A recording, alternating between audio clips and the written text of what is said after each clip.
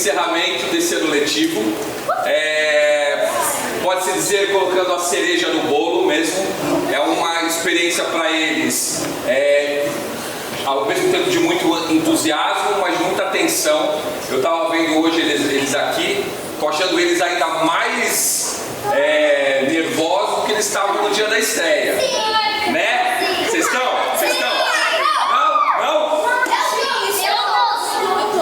Mas o que é muito legal, gente, é que depois de todo, né, esse conteúdo e a arte caminhando juntos nesse ano letivo, chega um momento onde eles vão ter a primeira experiência de um projeto científico, né? Aqui na Teia, a gente tem essa primeira experiência, que é uma monografia dentro de uma área de interesse. Depois, no final do F2, eles já vão fazer uma pesquisa de um produto realmente, trazendo também o que no momento eles estiverem pesquisando, mas já transformando numa coisa um pouco mais elaborada. E no final do ensino médio, daí sim eles vão apresentar um produto com toda a pesquisa de mercado, inclusive tem que ter uma validação de mercado, a apresentação deles, para que caminhem juntos esses dois lados, né? O lado técnico, de conteúdo, mas também de uma certa maneira preparar para a vida, porque você conseguir verbalmente desenvolver uma ideia na frente de um público,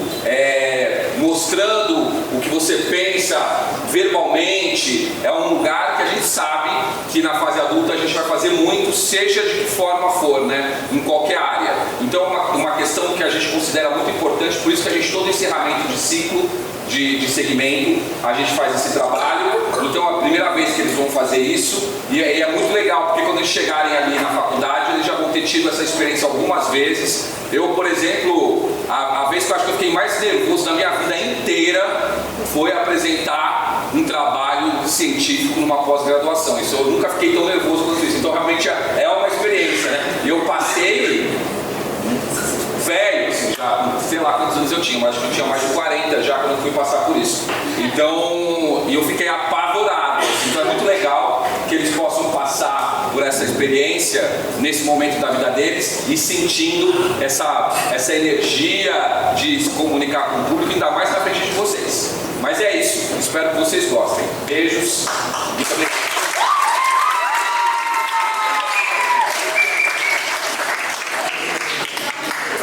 Pessoal,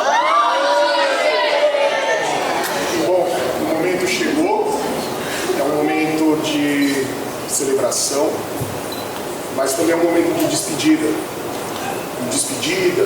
de uma fase muito importante da vida de todos eles, que é esse ciclo do ensino fundamental 1, que é o momento em que eles encerram um período de desenvolvimento que fortalece o próximo passo que eles darão, que é a entrada no ensino fundamental 2 e a porta de entrada para o mundo da adolescência. Então, a pré-adolescência chega, a fase em que a gente não sabe se é criança, se é adolescente, o que a gente é. Então, esse limbo que se instaura é um limbo muito desafiador, mas muito importante, porque é nele em que muitos valores e muitos conhecimentos serão questionados, colocados à prova, negados, e vão dar todo o apoio, toda a base necessária para que eles possam, então, na adolescência, trazer um pouco da sua rebeldia, contestar, desafiar, negar e criar a sua própria identidade, sua própria forma de pensar. E chegando na fase adulta, tendo a incrível descoberta de que cada um tem ali agora os seus próprios valores, o seu próprio caminho. Então é um momento para que a gente possa ver o embrião disso tudo. Como o André falou, nasce com um projeto de pesquisa na forma de pequenas monografias, cujo tema é escolhido por eles, pelas áreas de interesse deles, orientados pelos professores aqui da escola, resultando então num trabalho escrito que já foi validado pela direção, um trabalho incrível de cada um deles, e que hoje essa apresentação é a coroação de tudo isso, onde eles vão poder, de forma mais resumida, falar sobre o que cada um então investigou e preparou para vocês essa noite. Eles estão tensos, eles estão bem nervosos, como se vocês fossem jogar tomates neles. E eles sabem que isso não vai acontecer. Assim como na estreia, eles arrasaram nessa estreia com Netflix, e eu tenho certeza absoluta de que eles vão arrasar muito na hora de falar da sua própria área de interesse. Quando eles chegarem lá no final do F2, já cansados de tanto filme, eles vão pegar e falar assim: agora eu tenho a capacidade de pesquisar, e com essa pesquisa eu vou criar alguma coisa. E aí já chega num projeto onde eles têm que produzir alguma coisa com as suas habilidades, com todos os seus talentos, e apresentarão também aqui para vocês. E aí depois, para matar aquela saudade do teatro que ficou no F1, eles voltam para o ensino médio a fazer peças.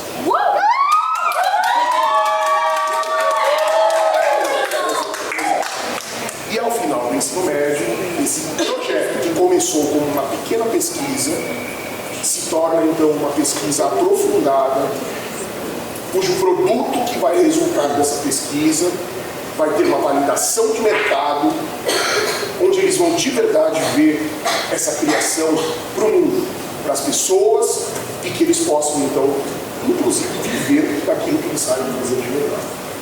É isso que a gente deseja para vocês, que vocês sejam sempre a melhor versão de vocês, e que a cada novo desafio se lembrem dos desafios passados, que vocês superaram e passaram lindamente debaixo da prova. Nunca é fácil, gente, mas sempre no final é uma delícia. Obrigado, gente. Boa noite.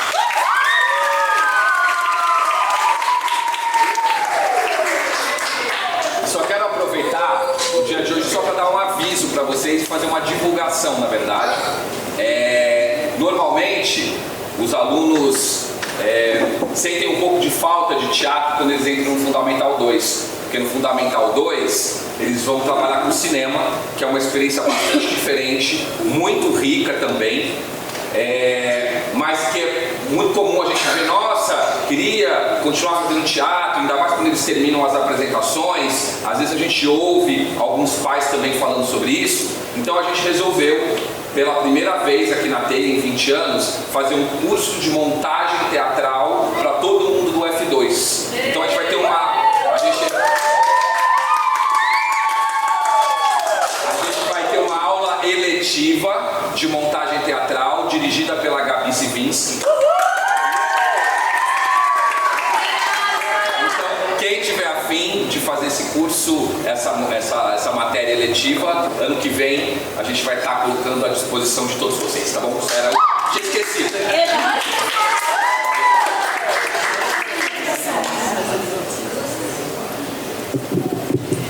Olá, boa noite. Eu sou a Tatiane, tutora da turma 5.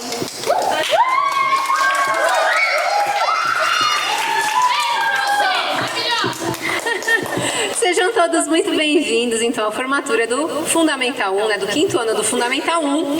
Eu vou deixar minha fala mais emocionada para o final, tá bom? Vamos começar logo as apresentações, então. Primeiro, formando da noite é o Dante Freitas Valdez.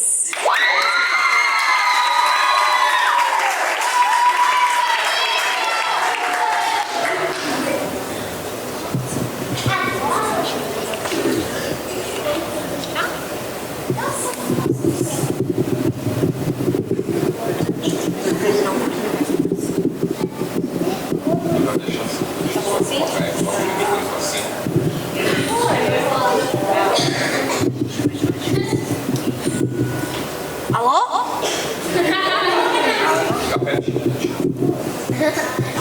Posso começar? Pode! Ok. O meu nome é Dante e aqui eu lhe apresento a minha monografia. Como surgiram e como são feitas as animações. O que é uma animação? Normalmente, quando você está assistindo qualquer tipo de mídia animada, eu acho que é fácil esquecer que você está vendo múltiplos frames diferentes sendo mostrados rapidamente em uma tela. Cada frame foi desenhado por um animador que passou anos estudando anatomia, física e movimento, sabendo muito bem que o desenho que eles fizeram só seria visto por uma fração de um segundo. A história da animação. Em 1932, Joseph Platel e Simon Steinfer criaram o fenaquistoscópio. Essa invenção foi a primeira animação já feita pelo humano.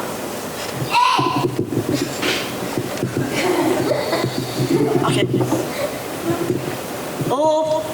Muitas mudanças foram feitas no design, até William J. Horner criou o zoetrópio.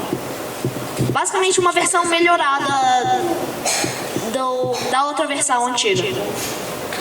Até em 1928, Walt Disney criou Steamboat Willie, a primeira animação com movimento, com som e sincronizado com o movimento do personagem animado.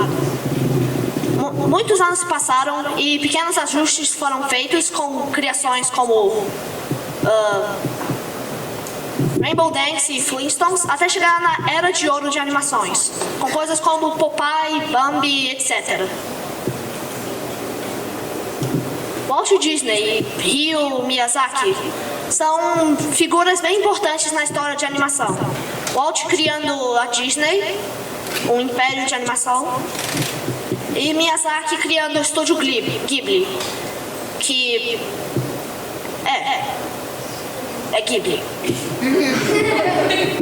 Outro nome importante é John Lasseter. Ele é o diretor da Pixar e o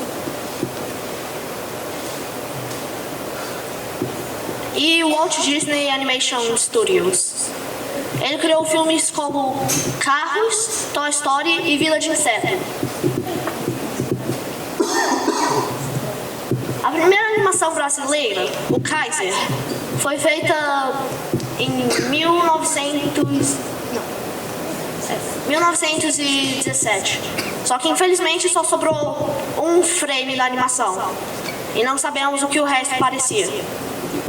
Em 1953, Anelio Latini Filho lançou o primeiro longa-metragem de animação brasileira, a Sinfonia Amazônica. Só que ele não conseguiu achar um público para assistir essa animação, então ele teve que... não funcionou para ele.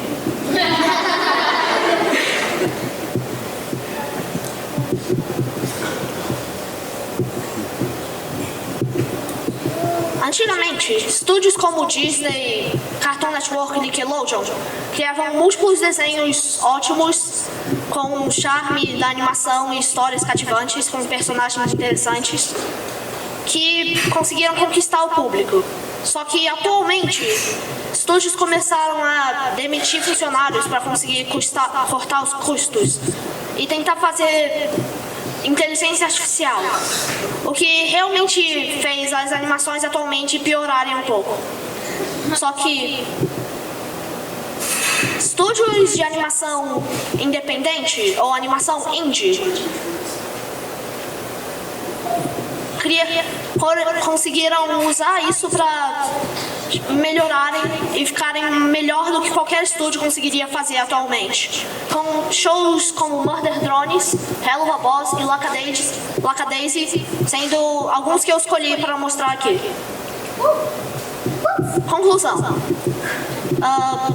Com a presente pesquisa, eu consegui aprender que animações são muito mais do que parecem.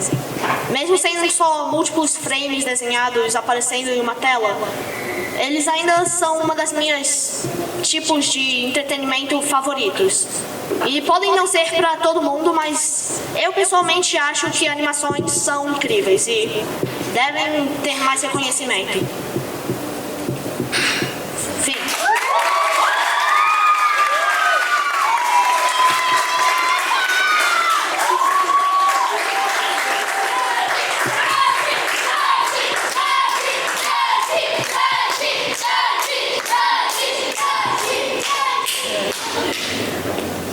Eu agradeço a minha... qual o nome?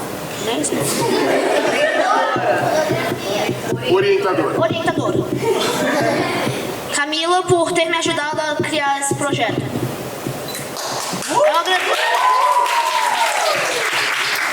Eu agradeço a minha família por... sabe? Obviamente. E a todo mundo que me ajudou a completar essa monografia. Obrigada.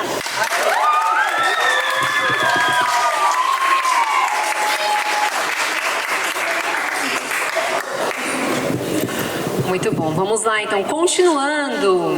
Eduardo Casanova Varga Lima Corsi. Não, você.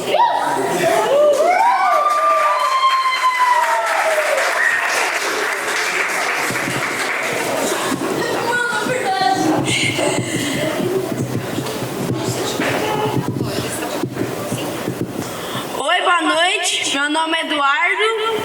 E os cães são animais totalmente adaptados ao convívio com seres humanos.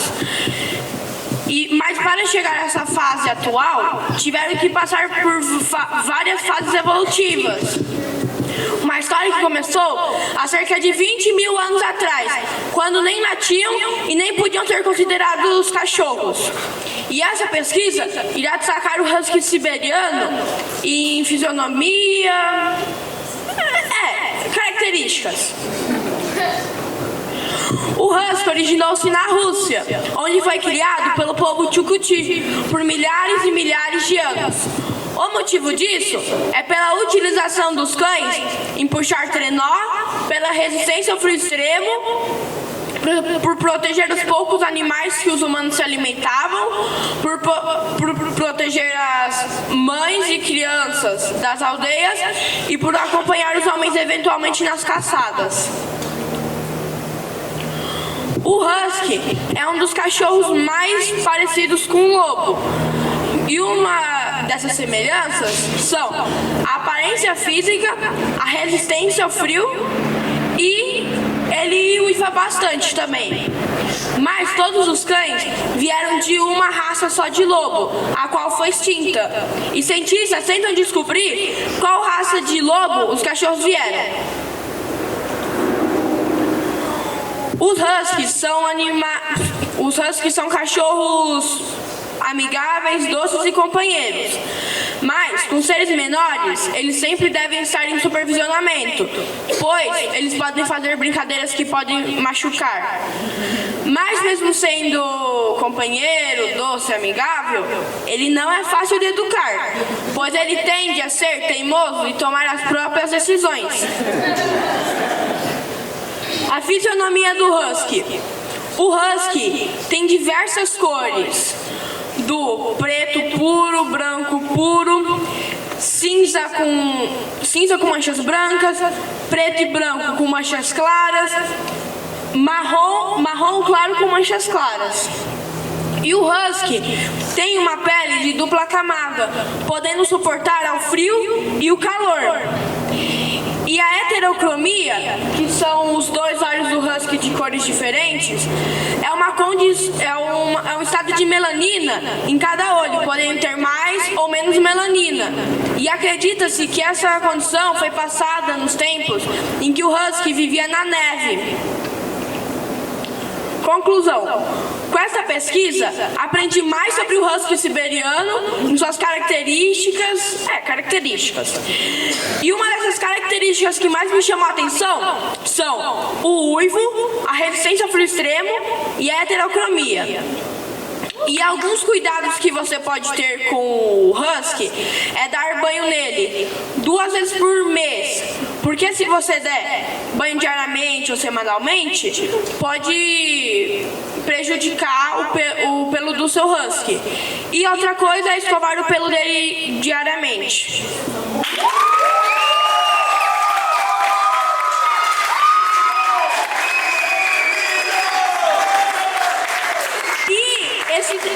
E eu agradeço ao meu tutor de monografia, o Antônio. Agradeço aos meus pais, tios, avós e o Uau.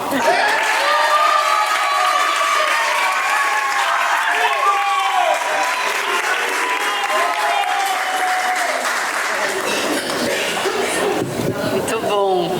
Bom, continuando então, agora chamaremos aqui ao palco Etna Gaeli Clementina de Freita Cross.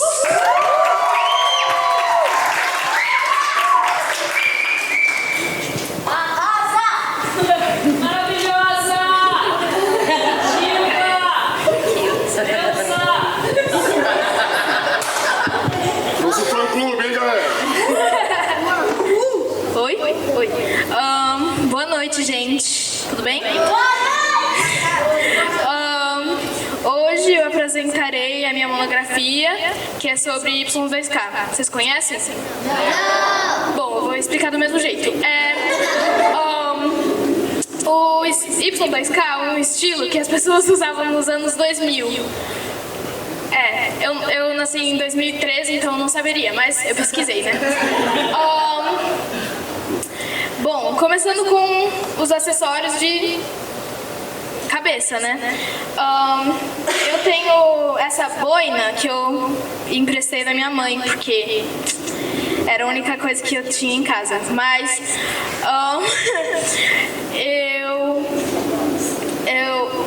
a maquiagem é trash Y2K.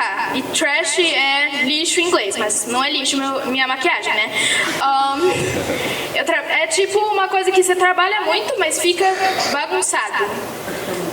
Não, é o oposto de maquiagem que é tipo de modelo, tipo a Adriana Lima ou alguma coisa assim. É só uma coisa que você faz, tipo, de qualquer jeito, só que trabalha muito. Indo para as roupas, a camiseta que eu tô usando é uma regata, que é uma regata branca e uma gravata. É uma referência da a Avril Lavigne, porque ela é icônica e quem não iria da Avril Lavigne na monografia dele, né? A calça é de cintura baixa e sempre é de cintura baixa. Não importa se fosse shorts ou oversize ou skinny jeans ou flare, é sempre cintura baixa. Nos anos 2000 também teve um estilo chamado Harajuku Girls, que é tipo kidcore. Kidcore é tipo um estilo que as pessoas usavam na infância deles, né? O sapato normalmente é All Star, porque, né, All Star é icônica. Eu queria agradecer minha mãe por ter me ajudado e ter me esforçado para eu arrasar nessa monografia.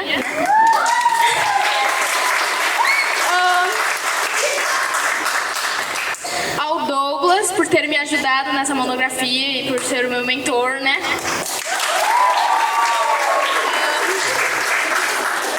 Queria agradecer o meu pai por ter me ajudado também e ter me comprado um livro de fotos de Harajuku Girls. Se não fosse pra ele, eu não saberia de Harajuku Girls. E por último, eu queria agradecer a Bruno e Anca, porque a maioria das vezes que eu queria fazer minha monografia, eu sempre estava na casa do Joca.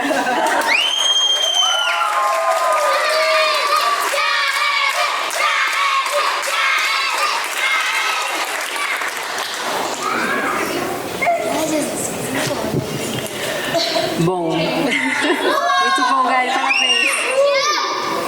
Seguindo então, Gustavo Quinal Silva de Miranda.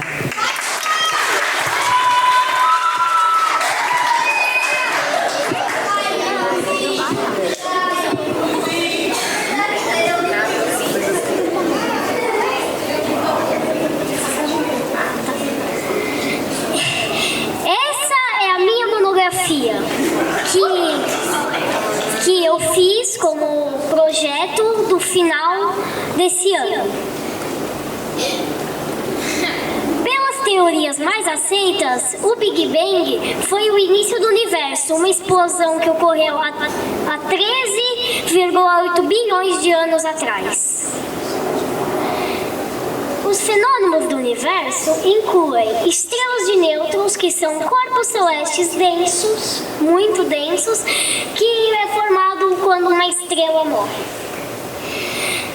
E também temos, por exemplo, os quasares, que são objetos muito brilhantes que são alimentados por buracos negros supermassivos. E buracos negros, que são regiões espaço-tempo com campo gravitacional tão intenso que absolutamente nada pode escapar. E por último, mas não menos importante, temos pulsares, que são estágios finais de estrelas, e são corpos celestes mais densos que podemos observar.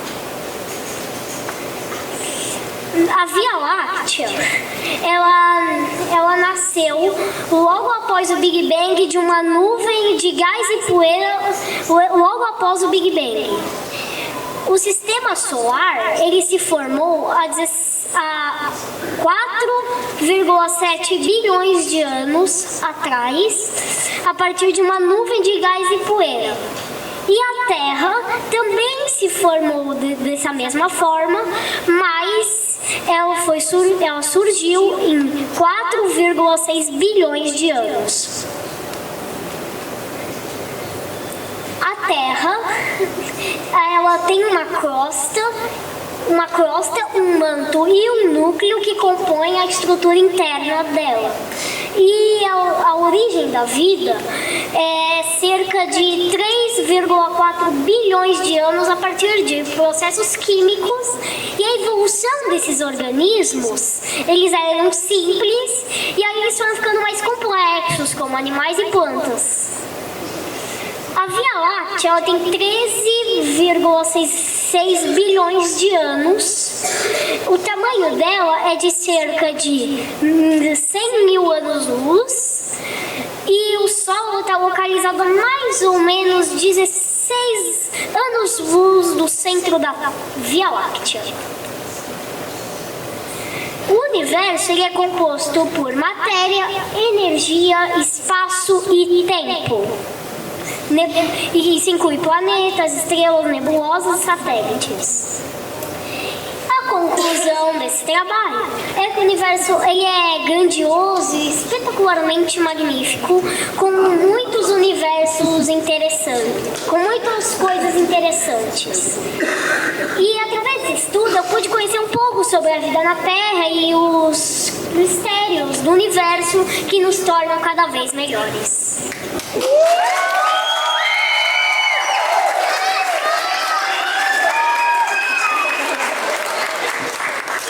Agradecimentos, eu agradeço ao meu orientador, Ney.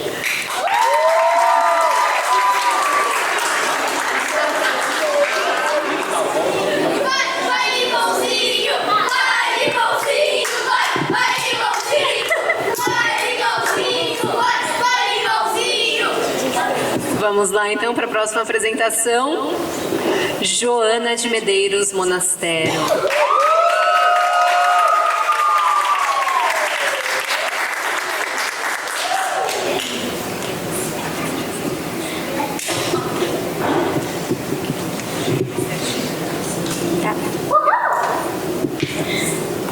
Oi, boa noite. Eu sou a Joana. A minha monografia é sobre teatro musical. O teatro começou na Grécia. As pessoas faziam rituais para o deus mitológico Dionísio. E Téspis foi a primeira pessoa a ter o diálogo com o coro. E vocês sabiam que as mulheres não podiam se apresentar e nem votar porque elas não eram consideradas cidadãs? Então os homens faziam os papéis das mulheres em peças teatrais. Existem vários gêneros do teatro, como comédia, comédia, drama, monólogo e teatro de bonecos. Agora as mulheres podem se apresentar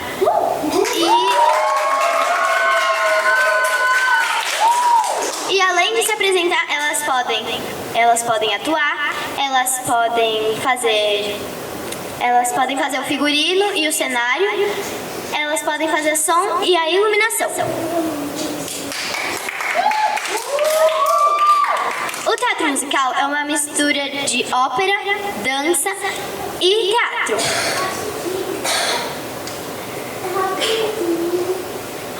Muito antes, os gregos e os romanos já faziam isso. O teatro foi evoluindo muito até chegar na Broadway.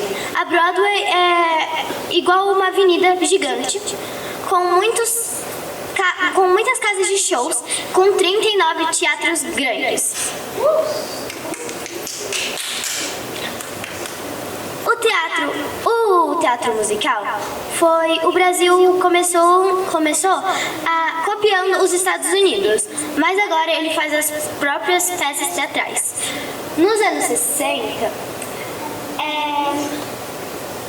começou com o espetáculo My Fair Lady, que ainda estava copiando. E aqui na TEIA, no Fundamental 1, todo ano, no final do ano, a gente faz peça. E as minhas peças que eu fiz até agora foram Somos Um, A Maravilhosa História do Sapo Tarabequê, Sonhos de Alice e Flicks. Flicks foi a peça mais importante pra mim, porque eu e os meus amigos, a gente se divertiu muito fazendo. A gente ensaiou muito e foi muito desafiador pra mim pra decorar o texto, fazer o personagem e fazer a peça. E eu queria agradecer aos meus pais que me ajudaram na monografia, escrever, minha mãe, né? E meu pai também, minha avó por ter ensaiado comigo, meu pai também, e a Mayara que foi a minha orientadora.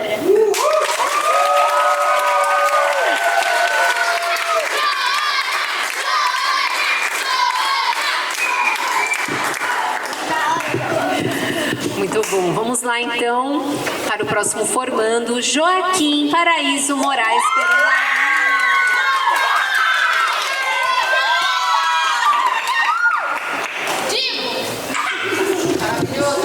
Não, pode.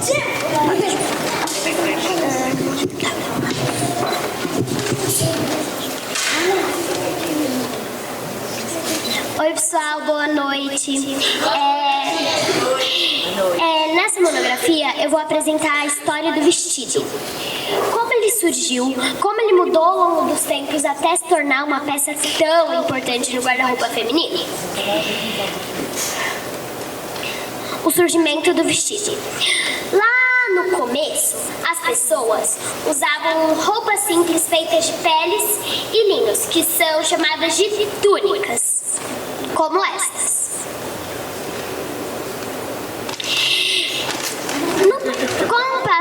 Conforme o tempo, essas túnicas foram ficando mais ajustadas e com mais detalhes. E a tesoura, inventada há mais de 3.000 anos, ajudou muito, pois permitiu fazer cortes mais bonitos nos tecidos, claro, né? Moda antiga. Na Grécia e em Roma, as mulheres usavam... Gente, tô nervoso. Na Grécia e em Roma, as mulheres usavam vestidos leves e longos. Tecidos leves e longos com linho.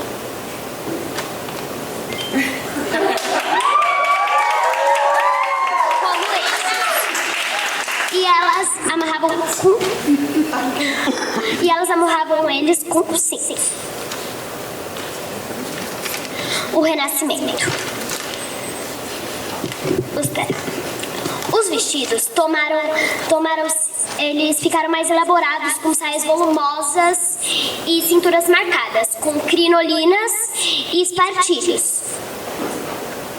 Que é o que eu tô usando. Espartilhos.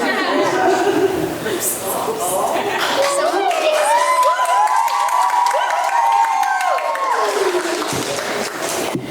3. Na era barroca, ficaram ainda maiores ainda sustentadas por crinolinas. Quem não sabe e o que é crinolina? Espartilho é tipo um colete, só que sem, que aperta bastante, então doía muito. E os espartilhos são bem pesados. Na Revolução Francesa, com a Revolução Francesa, os vestidos ficaram mais leves e acessíveis para as mulheres de todas as classes.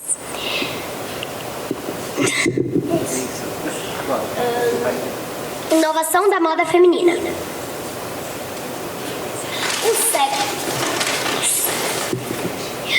No século XX, trouxe muitas mudanças. A estilista Coco Chanel criou o famoso pretinho básico, como um desse.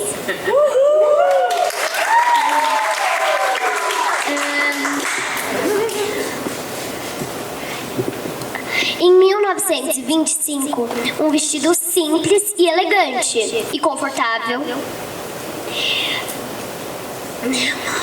Moda na década de 1960 e 1970. Nos anos 1960, a moda trouxe um estilo mais jovem e ousado, com a criação da mini saia por Mary Quant. E na década de 1970, o movimento hippie.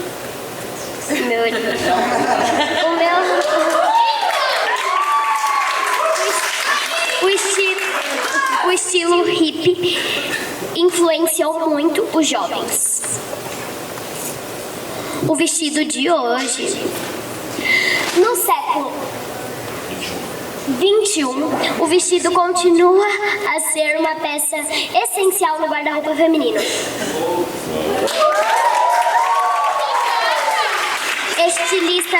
Estilistas como Valentino e Alexander McQueen criaram modelos para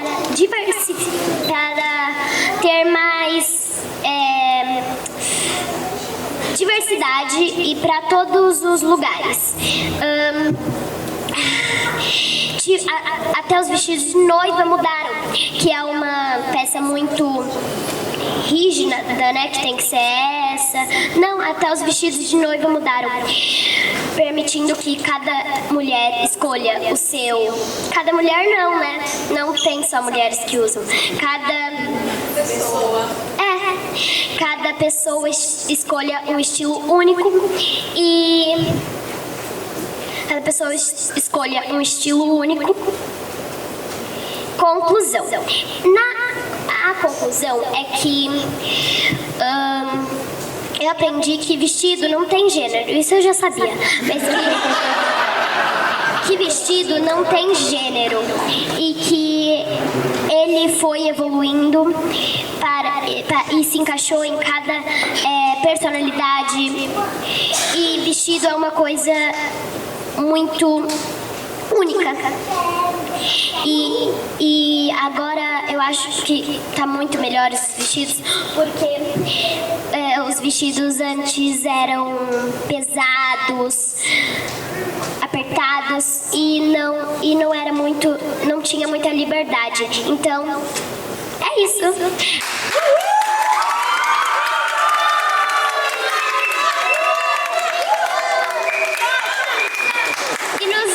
E nos meus agradecimentos, eu quero agradecer meu orientador Nicolas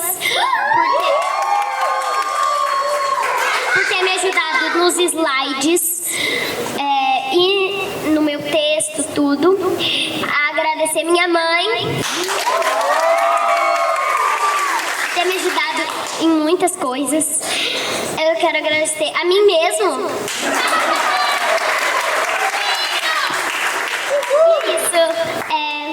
Tchau. Boa noite.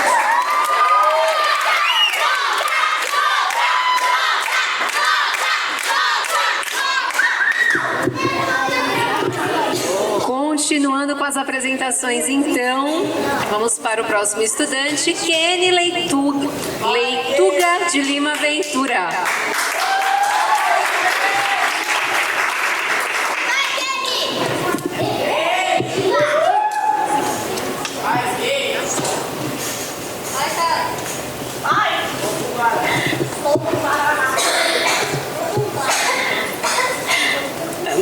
Boa noite. Meu nome é Kenny, eu sou da T5, quinto ano. A minha monografia é sobre o lobo-guará. Começando com a alimentação. O lobo-guará, ele é um animal onívoro. Ele basicamente se alimenta de qualquer coisa, sejam plantas, frutas, até mesmo animais. As características físicas.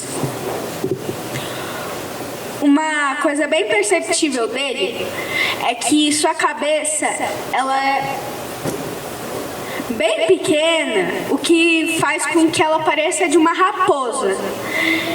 E ele pode pesar de 20 a 30 quilos e pode ter de 70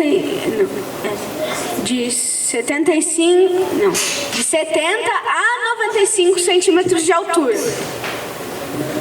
A sua personalidade. O lobo-guará é um animal mais tímido e também é solitário.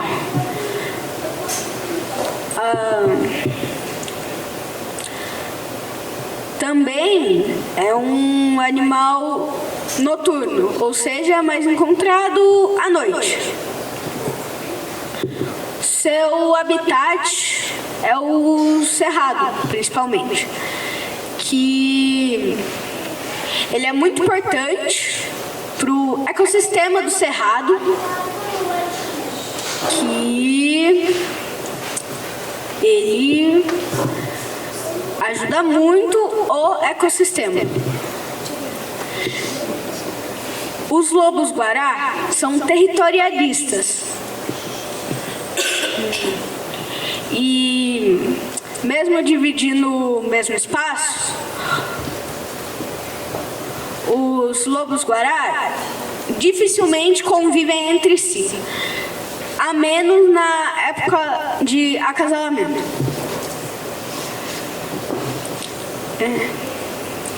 O lobo-guará é muito importante para o ecossistema do cerrado. Ele come uma fruta que é a lobeira, que ele é disseminador desta fruta, o qual ajuda muito o meio ambiente. O lobo-guará, como muitos outros animais, está quase sendo ameaçado de extinção. Mas os principais motivos são atropelamentos, doenças transmitidas por animais domésticos, cachorros, gatos,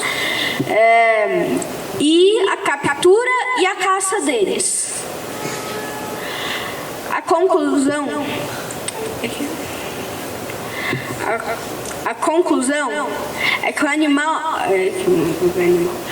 o lobo-guará é um animal que deve ser preservado por fazer parte de um meio ambiente e ajudar muito o mundo.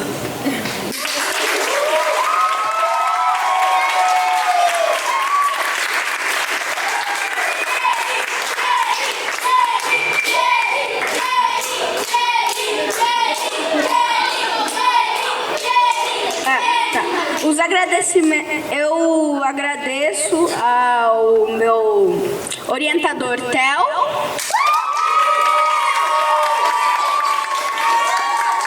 e aos meus pais por terem me ajudado tanto a fazer este trabalho.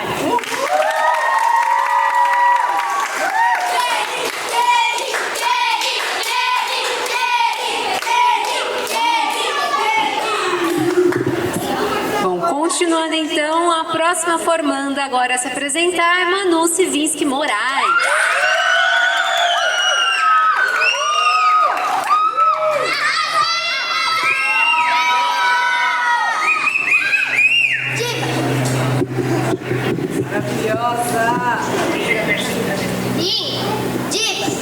Ai, que nervoso, gente.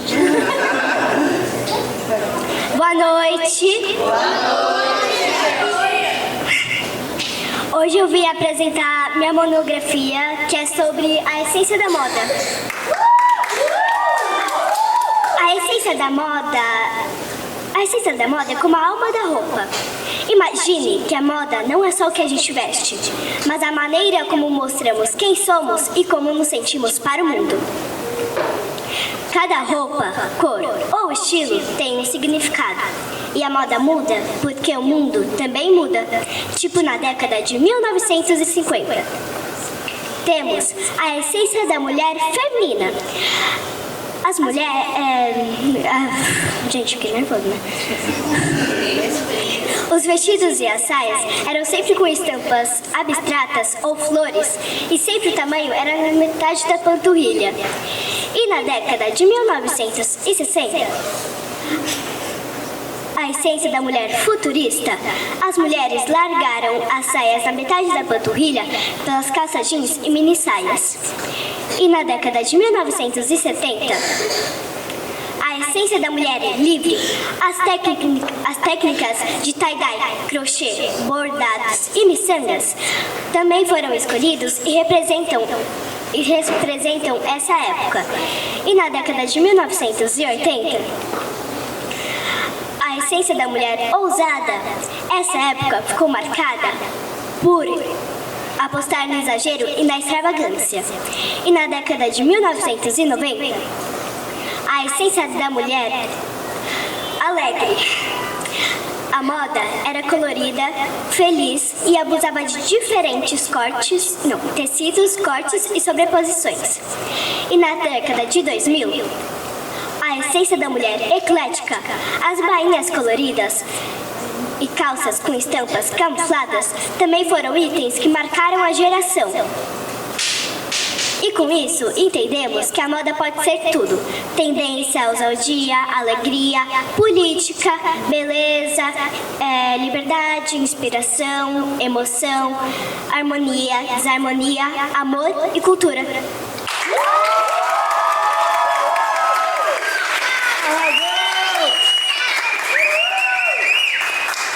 Eu quero agradecer a Thalita, que foi minha mentora nesse projeto. Eu quero agradecer a Tati, que me ajudou a confiar mais em mim e não ficar tão insegura assim. E eu quero agradecer ao meu pai e minha mãe por terem me ajudado com o meu projeto mesmo.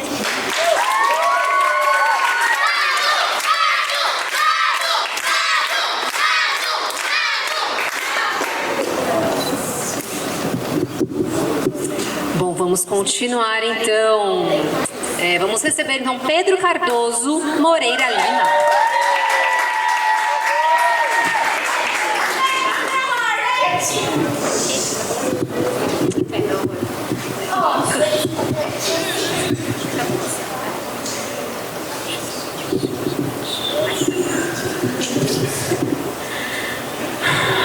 Olá, eu vou apresentar o meu projeto para vocês sobre o que é marketing. Isso foi criado por mim, Pedro Cardoso Moreira Lima, e o meu orientador Sérgio. Obrigado, Sérgio.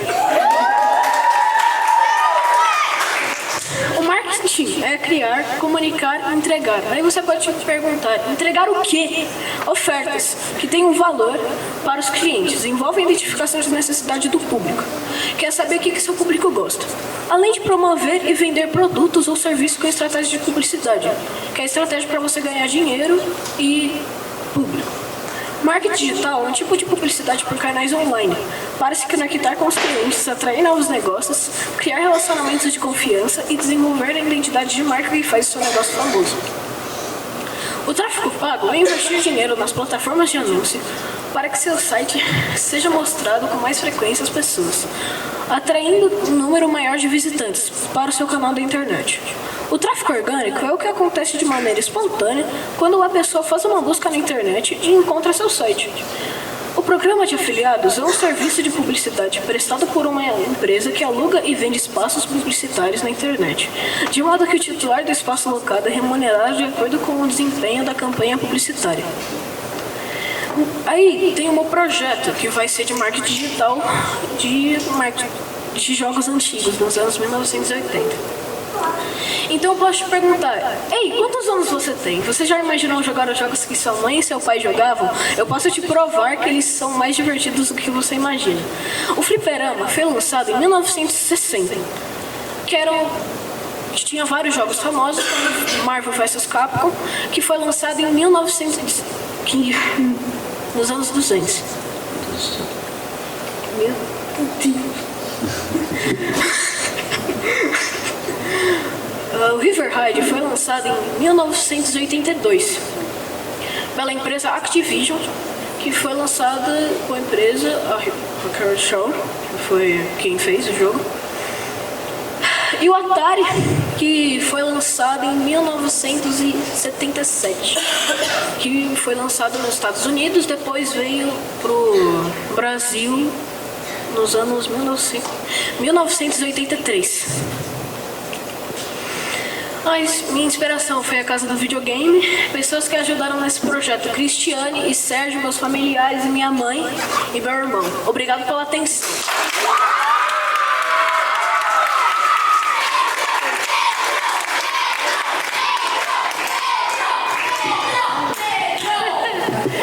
Bom, vamos dar continuidade então com Theo Gaspar Valença.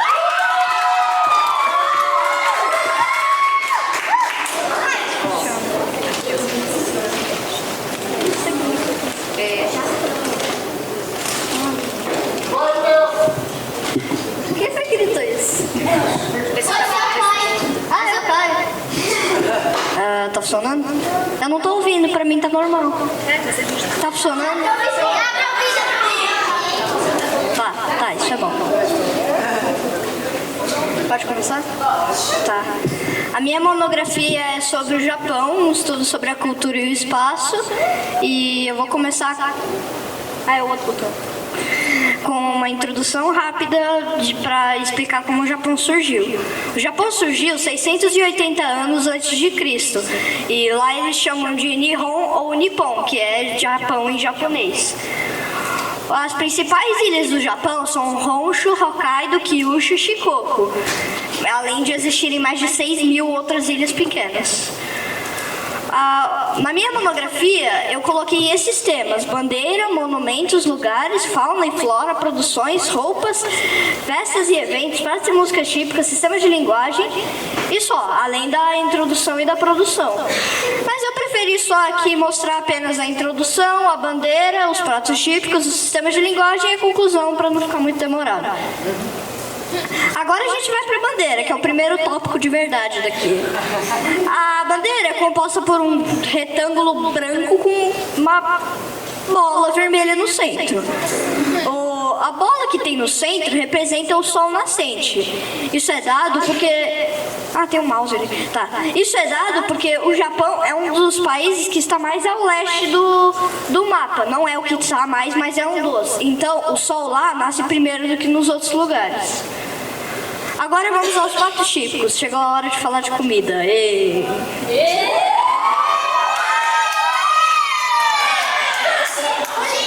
Vamos começar com os pratos típicos de Japão. Obviamente o primeiro é... Vocês estão vendo? Eu tô na frente? Não. Tá. Obviamente o primeiro é sushi, que é arroz ao redor de salmão ou, sei lá, pepino, com eu esqueci o nome do troço. Com alga ao redor. Alga! Tá. Aí a gente tem o ramen também, que é um macarrão normalmente fino, com um molho de frango ou peixe e alguns legumes. Também temos o onigiri, que é um arroz japonês moldado em triângulos com alga ali embaixo. Aí a gente também tem o tempurá, que é camarão, nesse caso aí, e... qual o nome? Pode ser legumes também, fritos ao óleo. E por fim temos o udon, que é um macarrão grosso, um molho verde e alguns legumes. Agora tem sobremesa também! Primeiro eu vou colocar o mochi, que é tipo pasta não. É um bolinho de arroz com pasta de feijão dentro. Aí a gente também tem o manju, que é outro bolinho, normalmente maior, feito de farinha de arroz e com uma geleia de feijão dentro. Aí também tem o taiyaki, que é um bolinho em formato de peixe assado. E também temos o daifuku, que é literalmente o mochi, só que com frutas dentro. Agora a gente vai para o sistema de linguagem, que é tudo muito complicado. Primeiro eu vou usar o hiragana. Por exemplo, esse é o ideograma em hiragana para a sílaba A. O hiragana é utilizado para escrever palavras de origem japonesa, óbvio, e principalmente para escrever partículas de ligação e complementar ali o kanji. Aí também depois temos o katakana, esse é o ideograma em katakana para a mesma coisa, a sílaba A. E é feito para escrever palavras de origem, tipo, que não são do Japão, é estrangeiro. Até o nome, tipo, o meu nome lá vai ser escrito em kanji porque eu não sou de lá. E por último temos o kanji, esse é o ideograma kanji para gato, que é neko. E ele é usado para expressar as palavras, tipo, que você vai usar normalmente. Num livro vai ter mais kanji do que os outros. E eles são bem complicados e tem uns que é, tipo, é pequeno, tem, tipo, uma sílaba só, tem outros que tem 3 ou 4 e assim por diante. Aí, meu Deus do céu, o que aconteceu? Mas não era pra ter acontecido isso. Tá bom, deixa. Imagina que a conclusão tá ali embaixo. Tá, agora vamos à conclusão, porque já tá acabando. Por que eu escolhi esses tópicos? Que, tipo, tinha um monte, eu podia ter escolhido outros. Mas eu escolhi esses porque eu achava que podiam ser os mais principais, que faziam mais sentido pra mim, que ficaria mais fácil de entender a cultura do Japão em si. E diferenças de cultura tem um monte, é claro, o Japão não é um país muito parecido com a gente. Nas roupas, que atualmente no mundo moderno tem roupas, tipo, normais, tipo essa camisa aqui que eu tô usando. E, tipo, mas tem gente que ainda gosta de usar as tradicionais, tipo kimono e o aori. Tipo, eu não acho que você vai encontrar alguém aqui que vai usar isso. A comida também é diferente, embora a gente coma também, e de vez em quando eles também. Mas, tipo, é muito diferente. Eu acho que agora eu não consigo pensar em nenhuma semelhança. Mas se você procurar aí, você vai encontrar. E... acabou.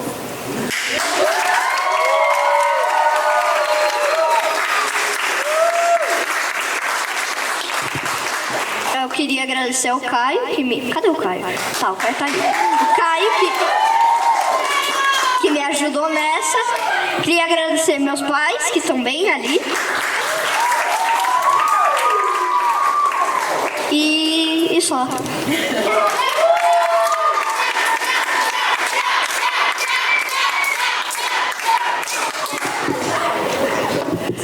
Continuando então, Tommy Blue Graves, Hannah.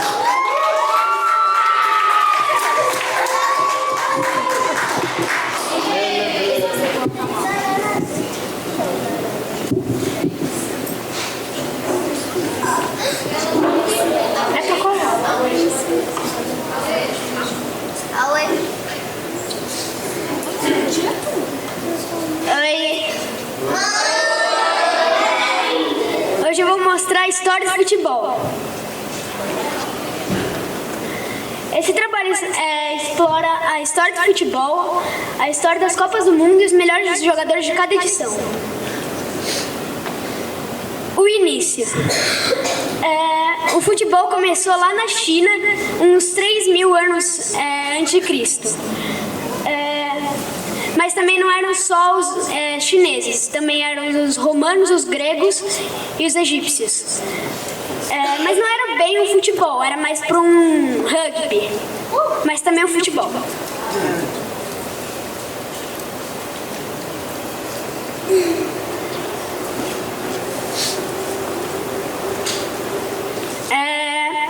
E daí conseguiram criar um mais parecido no século XIX na Inglaterra. E daí teve a criação da Football Association, a FA, mais ou menos em 1863. E daí em 1904 foi criada a FIFA. Que daí começou a ter organizações de torneios melhores e jogos mais importantes. Evolução das Copas. A primeira Copa do Mundo foi no Uruguai, em 1930. E daí em 1934 teve 16 seleções. Em 82 e 94 tiveram 24. Em 98 em diante teve 32. Mas daí na próxima Copa vai mudar para 48 seleções. Agora eu vou mostrar as seleções que foram campeãs. O Brasil tem em primeiro lugar com 5 títulos, Alemanha e Itália com 4, Argentina, Uruguai e França com 2 e Inglaterra e Espanha com 1. E daí agora eu vou falar o melhor jogador de cada Copa do Mundo. Em 1930 foi o uruguaio José Nazzazzi. Em 34 teve o Giuseppe Meazza. Em 38 na França o Leônidas da Silva, o primeiro do Brasil. Daí teve o Zizinho, outro brasileiro. E em 54, que a Suíça ficou em segundo lugar, mas o Puskás ganhou. E o Brasil é o único país que jogou todas as Copas do Mundo.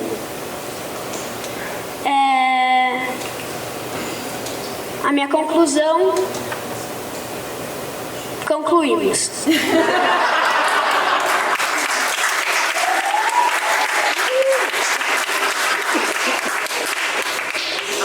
Eu dedico essa monografia à minha avó e ao meu querido e falecido avô Fritz.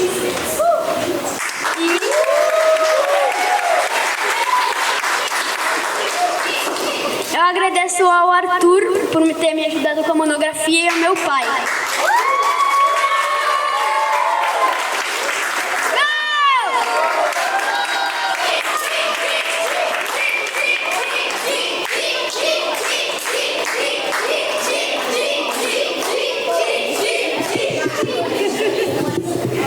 Bom, vamos então para a última apresentação da noite.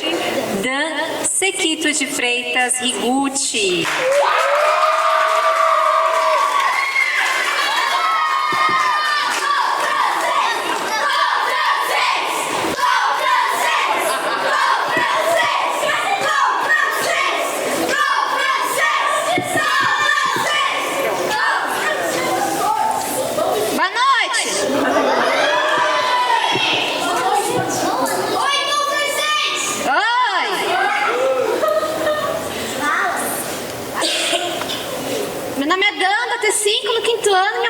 Sobre por que o pão francês tem esse nome se ele foi feito no Brasil.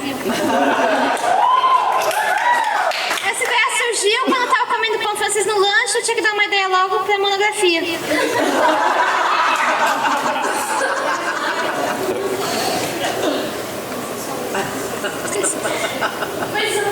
Esse nome surgiu quando os brasileiros mais ricos foram para a França, experimentaram a baguete e quando voltaram pediram dos padeiros locais que recriassem, só que acabaram tentando descobrir, acabaram adicionando açúcar e manteiga, deixando a casca mais dourada e o miolo mais mole.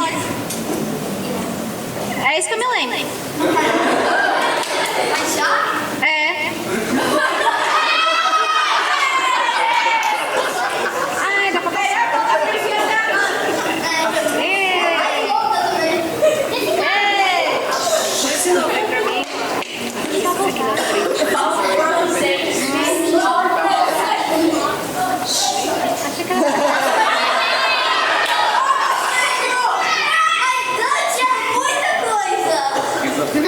É o que eu não lembro.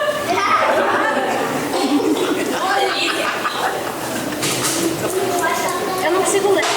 Isso não é com vocês. É o que eu acabei de falar.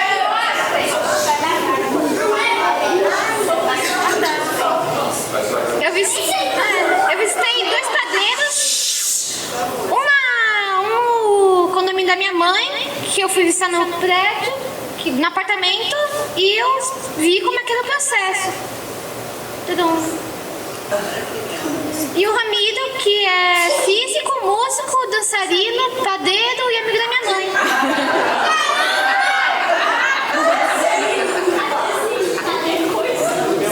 E aí eu conversei com ele.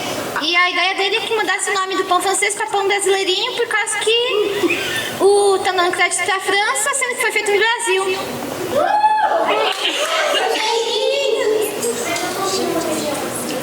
Possivelmente a primeira razão do nosso pão não é igual ao baguete por causa da farinha. Então é de grão duro e aqui é de grão mole.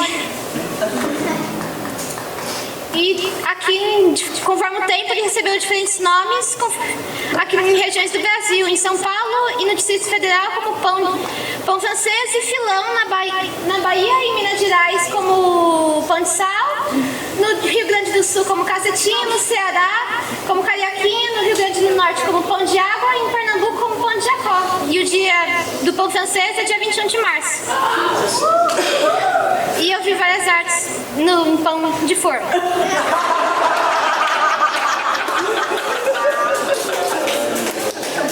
Minha conclusão foi tudo que eu falei agora.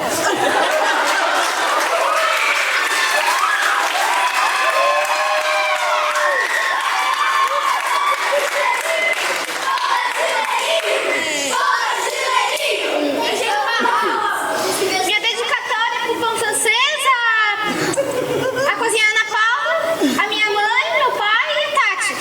E a Fundamental 1.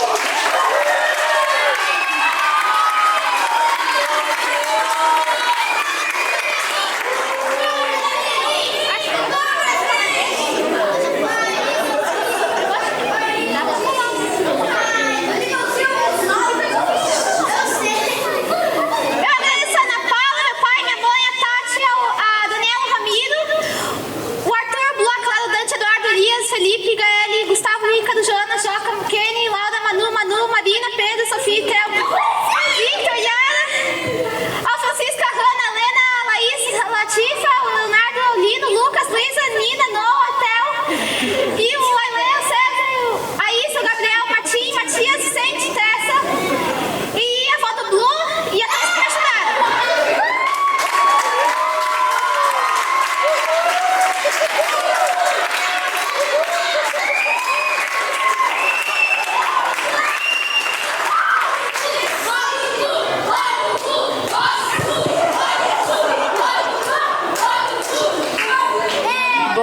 Finalizamos então as apresentações, vamos nos encaminhando para que vocês peguem os canudos, né? Mas antes disso, eu quero ler um poema que foi feito especialmente para vocês, tá bom? Vamos lá. O poema de um ano. O novo se aproxima, mas ele só nasce depois que um finda. Finda uma etapa, fim de uma linha, que ganha novo traço. Desenhos, textos, histórias, uma nova e brilhante vida. Aventuras serão bem-vindas, desafios também. Encerra-se o ano, mas para Eduardo, um resistente Huck siberiano, doce e educado todo ano. Para Kenny, o que virá? Será esperto como um lobo-guará. É tempo de Natal e Pedro presente no marketing digital. Um ano saboroso se fez, já diria Dan, provando a delícia de um pão francês. Se encerra 2024. Para Joana, ser ou não ser, eis o teatro. Foi um ano grandioso, um ano sensacional. Para Gustavo, foi como flutuar no espaço sideral. Depois da dúvida, sempre vem a certeza. É como o Theo, que abraçou a cultura japonesa. Manu, Gael e Joca geram tendências na vanguarda da moda. É a grama verde do estádio refletindo o sol. É a goleada dele, é o Blue no futebol. E de uma extraordinária ilustração, faz feliz o Dante, ganhando o mundo da animação.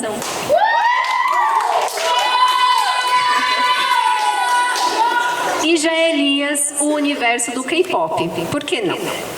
Foi um ano lindo, amizades, cores e seus pares. E mesmo sem saber, um ano ímpar já está nos ares. Obrigado 2024, seja bem-vindo 2025. Não basta só dizer, é preciso viver o amor, com afeto e afinco. Porque nessa teia de descobertas, alegrias e aprendizados, tudo é infinitamente legal. Porque ser uma turma de talentos é mais que importante, é fundamental.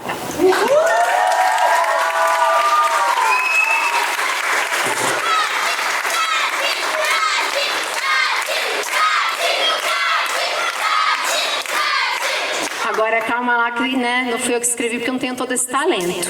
O poeta que escreveu é conhecido de duas maneiras. Uma dessas maneiras é João Aranha e a segunda maneira é Pai da Clara.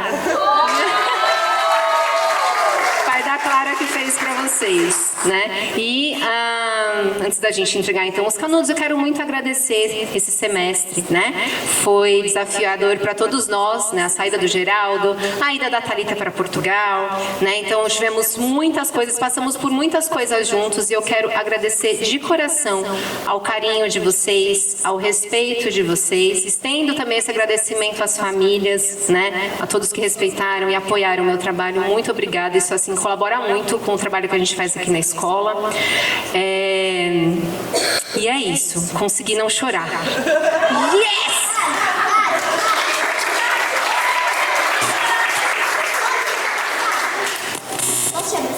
Já, já. Todos vão me abraçar. Tá bom? Você conseguiu não chorar, mas me fez chorar. Então vamos? Você que vai me chamar? Chamando. Eu que chamo? Esse André tinha dito. Isso, é melhor que vocês alguém chamar. Chama você. Eu chamo? Então eu vou chamar. Ó.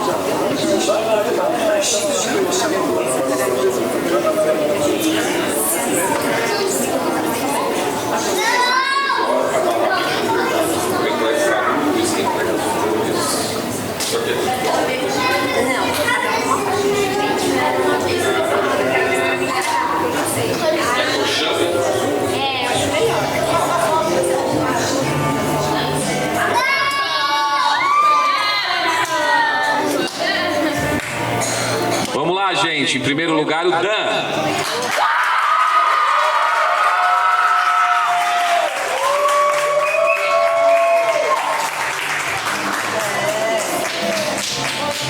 Ó, vem aqui, Van. Tira aqui, ó. Ó, foto ali.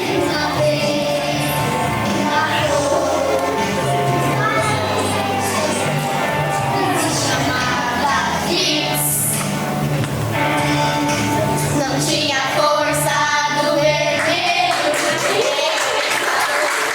Dante.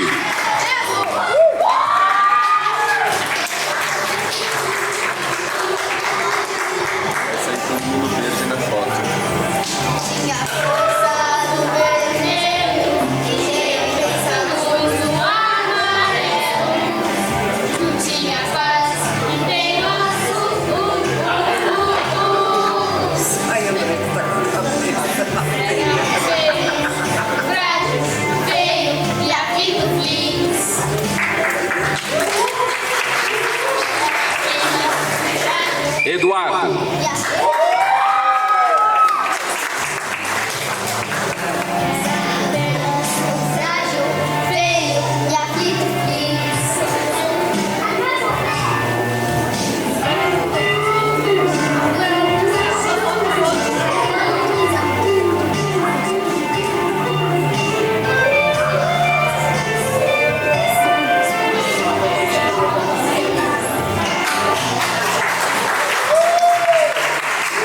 Raeli.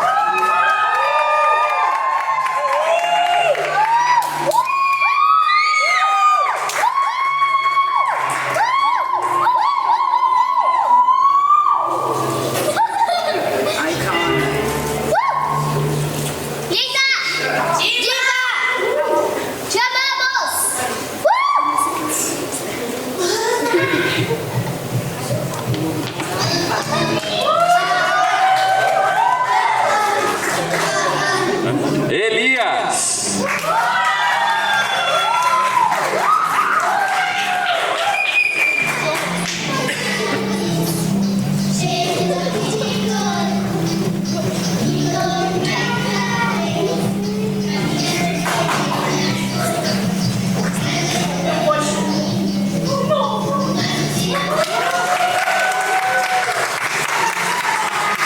Gustavo.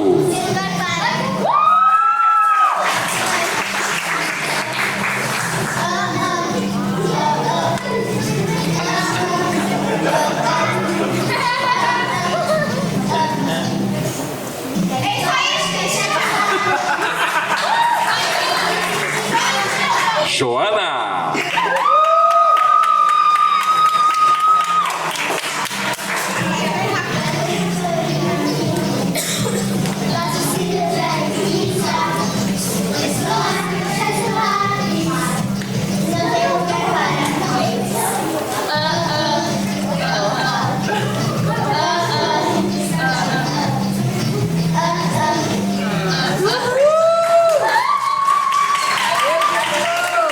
Joaquim.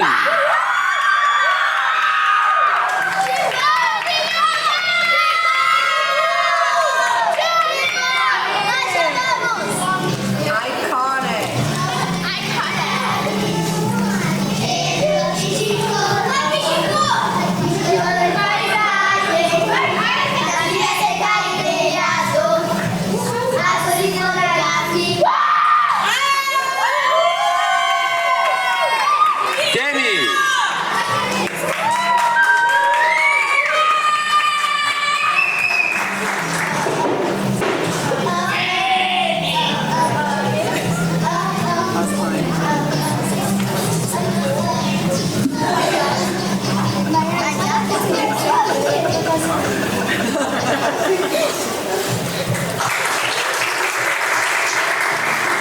Manu.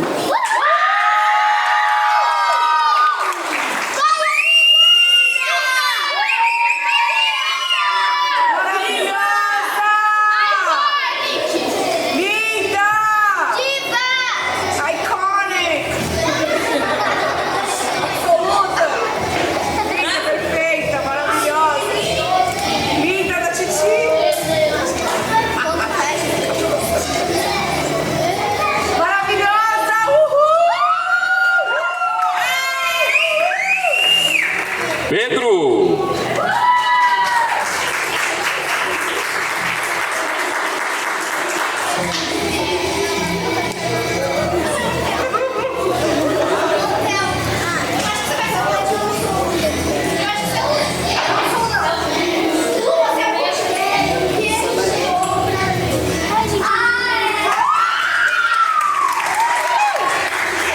Theo.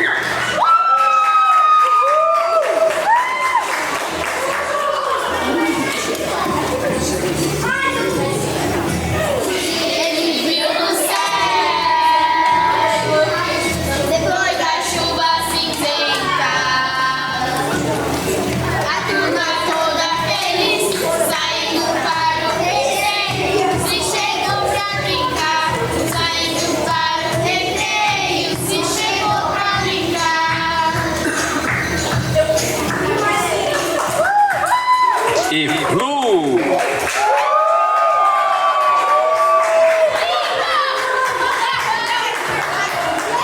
A terra é azul.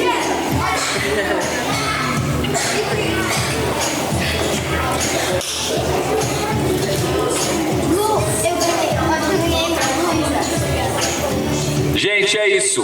Encerramos então, né? Nosso ano de 2024 até 2025. Um beijo para todos.